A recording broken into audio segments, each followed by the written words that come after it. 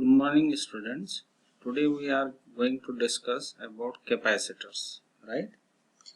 So there are three types of capacitor: parallel plate capacitor, number two spherical capacitor, and number three cylindrical capacitor. But in our syllabus, there is only parallel plate capacitor, right? So first of all, we should know about the principle of capacitor. What is the principle of capacitance, right? So capacitance is a physical quantity, whereas capacitor is a device, right? Now how it works? Step number one, plate A is positively charged and B is neutral. For example, A plate have some capacity to store the charge, right? And after that it do not hold the charge. When we supply the charge, it will transfer to the surrounding. But when we place a neutral conductor very near to the plate A, its capacity increases. Now how its capacity increases? This is a positively charged plate, right? This is a positively charged plate and it has fixed capacity. Now we have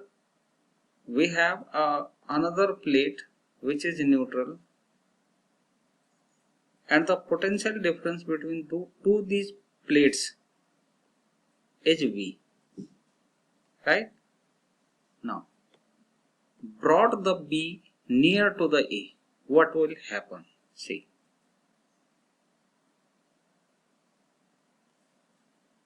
when plate B comes near to the A, induced charge produced across the or at the surface of the plate metal B, right? जैसे हम पास लेके जाएंगे तो positive वाले के सामने जो दूसरी प्लेट की सरफेस है वहां नेगेटिव चार्ज इंड्यूस हो जाएगा, लेकिन उसके ठीक पीछे वाली साइड में, यहाँ पे इस वाली साइड में पॉजिटिव चार्ज इंड्यूस हो जाएगा, राइट? अब इसका अपना एक पोटेंशियल था और आपको पता है potential difference is directly proportional to charge, तो इसका पोटेंशियल पूरा हो चुका था। लेकिन जैसे ही हम इस प्लेट को इसके नजदीक लाए, इधर वाली सरफेस पे नेगेटिव चार्ज इंड्यूस हुआ और इधर पॉजिटिव चार्ज इंड्यूस हुआ। अब क्या होगा? जो इसका नेट पोटेंशियल होगा वो डिक्रीज हो जाएगा। रीजन इज दैट कि यहाँ पे तो पॉजिटिव चार्ज है, इधर नेगेटिव चार्ज है, इधर फिर पॉजिटिव चार्ज है, तो नेगेटिव चार्ज इसका जो पोटेंशियल होता है वो रिड्यूस कर देता है, ठीक। थर्ड स्टेप में अब हम क्या करेंगे कि इस प्लेट की राइट हैंड साइड को हम कर देंगे अर्थ। अर्थ करने का मतलब ये होता है कि आपने जो अपोजिट सरफेस पे जो चार्ज था वो अर्थ को ट्रांसफर कर दिया है, it transfer to the earth. इसका मतलब अब दूसरी प्लेट पे सिर्फ नेगेटिव चार्ज रह गया, तो क्या करेगा? इसका पोटेंशियल और ज्यादा डिक्रीज कर देगा। इसका मतलब यह हुआ कि आप इस पे और ज्यादा चार्ज दे सकते हैं, इसका मतलब आपने इसकी कैपेसिटी बढ़ा दी। This is the principle of the capacitor, right? Now this system is known as capacitor, ठीक है। दो प्लेट हो, एक प्लेट अर्थ कनेक्टेड हो और दूसरे को हम चार्ज स्टोर करने के लिए रखें, तो उस डिवाइस को, उस सिस्टम को कहा जाता है कैपेसिटर, ठीक है। तो this is the principle of the capacitance. Now we are talking about parallel plate capacitor. Parallel plate capacitor means capacitor having two parallel plates, right? तो this is the diagram. There are two plates A and B, right? A having positive charge and B having negative induced charge। इस पे तो charge दिया हुआ है और इस पे चार्ज इंड्यूस हुआ है, जबकि इसकी जो बैक वाली सरफेस है उसको क्या कर देंगे हम? अर्थ कर देंगे ताकि इसकी जो बैक सरफेस पे पॉजिटिव चार्ज इंड्यूस हुआ है वो अर्थ को ट्रांसफर हो सके। Let the area of the plate is a, इसका भी एरिया ए है, इसका भी एरिया ए है, दोनों पैरेलल रखें और इनके बीच की जो डिस्टेंस है वो है स्मॉल डी। तो distance between two plate is D. This D space is very very small, जो ये डिस्टेंस होती है बहुत छोटी होती है। तो क्या होता है, इन दोनों के बीच में इलेक्ट्रिक फील्ड डेवलप हो जाता है। अब हमने जब गॉस थ्योरम पढ़ रहे थे तो हमने देखा था कि अगर एक पे पॉजिटिव सिग्मा हो, एक पे नेगेटिव सिग्मा चार्ज हो, तो बीच में इलेक्ट्रिक फील्ड कितना आता है, what is the electric field between the plates, that is equal to sigma by epsilon. This is sigma divided by epsilon. Now what is sigma, that is charge density, and epsilon naught is 8.854 into 10 to the power minus 12, यानी permittivity of vacuum.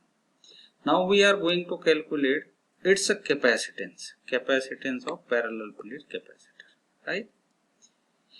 तो V पहले हम calculate करेंगे, क्यों?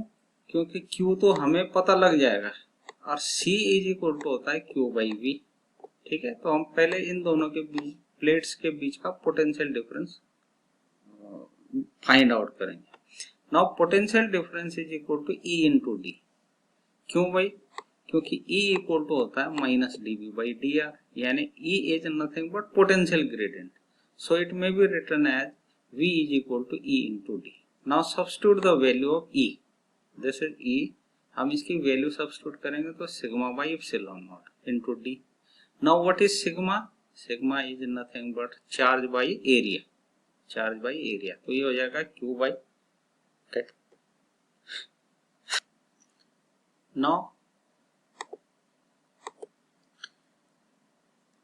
V equal to Q D divided by A into epsilon naught, right. तो sigma की जगह हमने क्यू बाई ए रख दी, ठीक। अब पोटेंशियल हमें पता लग गया, पोटेंशियल डिफरेंस पता लग गया, C equal to Q by V होता है। We are substituting the value of V from this equation in this equation, right? This is QD divided by A divided by epsilon naught. जब इसकी value substitute करेंगे तो हमारे पास जो है capacitance की वैल्यू आ जाएगी A epsilon naught divided by D। इसका मतलब अगर कैपेसिटर का एरिया बढ़ता है तो कैपेसिटेंस बढ़ जाती है, और अगर इन दोनों प्लेट के बीच की डिस्टेंस बढ़ाओगे तो कैपेसिटेंस कम हो जाएगी, क्योंकि अगर डिस्टेंस बढ़ाओगे तो इंडक्शन कम हो जाएगा, इसलिए इसकी कैपेसिटी कम हो जाएगी। तो this is the parallel plate capacitor and it's capacitance, right. अब अगर मैं इस गैप को डाइइलेक्ट्रिक से भर देता हूं, अभी इसके बीच में कुछ नहीं है, देयर इज फ्री स्पेस, है ना, वैक्यूम में।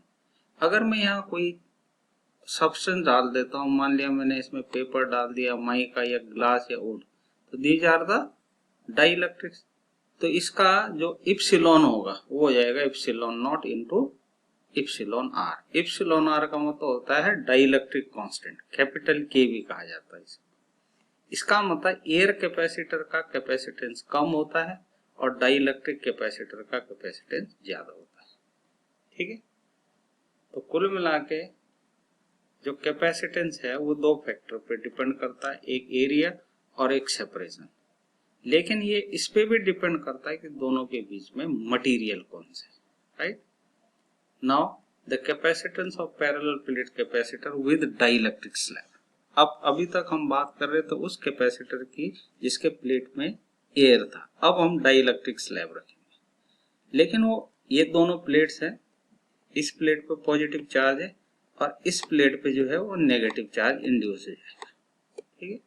अब हम क्या कर रहे हैं, इसके बीच में एक डाइइलेक्ट्रिक स्लैब को रख रहे हैं। This is the dielectric slab, blue one is dielectric slab. Electric field की डायरेक्शन ये है ई नॉट।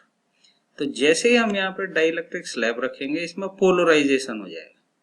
पोलराइजेशन किस तरीके से हुआ कि इस सरफेस पे आ गया नेगेटिव चार्ज और इस सरफेस पे आ गया positive charge due to induction, ठीक। तो इसके अंदर एक इलेक्ट्रिक फील्ड डेवलप हो गया पॉजिटिव से नेगेटिव की तरफ। This is electric field due to polarisation. जबकि बाहर से जो इलेक्ट्रिक फील्ड लग रहा था वो है E not, external electric field. तो इसके अंदर जो नेट इलेक्ट्रिक फील्ड होगा वो हो जाएगा E naught minus E P. This is called reduced value of electric field. अब देखिए बेटा, इन प्लेट्स के बीच में दो इलेक्ट्रिक फील्ड हो गए, यहाँ तो हुआ ई नॉट एक्सटर्नल इलेक्ट्रिक फील्ड, यहाँ भी ई नॉट, और यहाँ क्या आ गया reduced value of electric field. तो अब हमें इस फ्री स्पेस का पोटेंशियल अलग कैलकुलेट करना है, इस डाइलेक्ट्रिक स्लैब के अंदर का जो पोटेंशियल है वो अलग कैलकुलेट करना है, और तीनों को जोड़ देना है, यानी दोनों को, एक तो फ्री स्पेस वाला और एक डाइलेक्ट्रिक स्लैब वाला, दोनों को ऐड करने के बाद पोटेंशियल डिफरेंस कैलकुलेट होगा। तो it should be written as E naught into D minus T. D minus T space के अंदर फ्री है, क्यों? क्योंकि डिस्टेंस है डी और डाइलेक्ट्रिक स्लैब की थिकनेस है टी, तो बचा कितना डी माइनस टी। जबकि डाइलेक्ट्रिक स्लैब के अंदर है ई एन, ये नेट इलेक्ट्रिक फील्ड, इनटू इसकी thickness, this thickness is T. अब हम इनकी वैल्यू रखेंगे ई की और ई एन की। यहाँ तो हो जाएगा sigma by epsilon not free space में, लेकिन यहाँ क्या होगा sigma by epsilon, not epsilon naught, ठीक है। यहाँ होगा इप्सिलॉन नॉट और यहाँ होगा इप्सिलॉन। तो हमारे पास वैल्यू आ जाएगी इस तरीके से, देख रहे हैं राइट? समझ में आ गई बात? तो ये आ गया आपके पास K equal to E by E naught by E N, this is external electric field divided by this reduce value of electric field. अब हमें पोटेंशियल निकालना बेटा, तो हम क्या करेंगे, पहले तो हमने जो यहाँ ई एन था इसको बदल के ऐसा लिख दिया। दूसरी बात ई नॉट की वैल्यू, ई नॉट हमने कॉमन ले लिया इसमें, अब हम ई नॉट की वैल्यू रखेंगे सिग्मा बाई इप्सिलॉन नॉट, ठीक है। E naught is sigma by epsilon naught, तो इसकी वैल्यू क्या होगी, सिग्मा का मतलब होता है क्यू बाई ए, तो हम क्यू बाई ए को यहाँ पे रख रहे हैं, ठीक है। तो क्या बनेगा, ये बन जाएगा C is equal to A epsilon naught D minus T plus T by K, ठीक है। ये जो V है ना, इसकी वैल्यू यहाँ सब्स्टिट्यूट करी है हमने, तब ये हमारे पास है। लेकिन अगर यहाँ पूरे स्पेस में पूरा यहाँ हमने डाइलेक्ट्रिक भरा होता पूरे स्पेस में, तो T इक्वल टू हो जाता D, यानी T की वैल्यू D के इक्वल हो जाती। तो अगर D को T के इक्वल रखा जाए तो ये हो जाएगा D माइनस D, यानी 0, ये हो जाता D और K ऊपर चला जाता numerator, it will transfer to the numerator. तो हमारे पास कैपेसिटेंस क्या हो जाएगी, C is equal to A epsilon naught K, इसके साथ ये K भी आ गया डिवाइडेड बाई D। इसका मतलब डाइलेक्ट्रिक स्लैब डालने के बाद कैपेसिटेंस इंक्रीज हो जाती है, ठीक है ना। तो this is the capacitance of parallel plate capacitor with dielectric slab. ये बहुत ज्यादा इंपॉर्टेंट टॉपिक है एग्जाम के पॉइंट ऑफ व्यू से। इसका मतलब डाइलेक्ट्रिक कैपेसिटर का कैपेसिटेंस ज्यादा होता है, ये इंप्रूव करता है, ठीक है। Now this is the home assignment for this lecture, related to this lecture there are 3 questions. आपको इन तीनों क्वेश्चंस को लेक्चर के नोट्स बनाने के बाद उसके नीचे ही इस होम असाइनमेंट को सॉल्व करना है, ठीक है। आप अपने नोट्स तैयार कर लेंगे, जहां तक पढ़ाया वहां तक के सारे नोट्स तैयार होने चाहिए, और जितने असाइनमेंट्स दिए हैं अभी तक हमने 11 असाइनमेंट्स दिए हैं, तो आपको उन सारे असाइनमेंट्स को कॉपी पे नोटबुक पे करना है, ठीक है। Thank you.